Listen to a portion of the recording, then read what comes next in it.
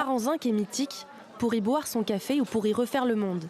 En voie d'extinction depuis 1945, les bistrots sont pourtant des incontournables du patrimoine français. C'est d'abord la convivialité, la proximité, la bonne franquette, quoi. Finalement, ça reflète un peu l'état d'esprit français. Ce qu'on vient chercher, c'est avant tout l'authenticité, la qualité de la cuisine française. On retrouve les plats de nos grands-mères. Le côté chaleureux et ce côté un peu réconfortant, je trouve que c'est assez unique. Pour préserver cet art de vivre à la française, une association portée par des bistrotiers a demandé l'inscription de leurs établissements au patrimoine immatériel de l'humanité. Ça fait partie de notre mémoire collective. Les bistrots et les cafés, on a tous une histoire, soit avec nos parents, soit nous-mêmes, une histoire avec les bistrots et les cafés en France, et c'est très très particulier à la France. L'objectif, des retombées économiques et une attractivité touristique nouvelle, mais pas que.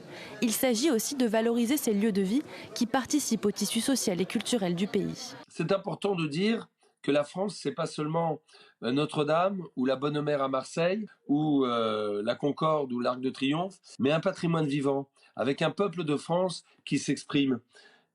Dans ces lieux, c'est magnifique. L'association espère monter d'ici le mois de juin un premier dossier pour le ministère de la Culture qui présentera à son tour les candidats de son choix à l'UNESCO.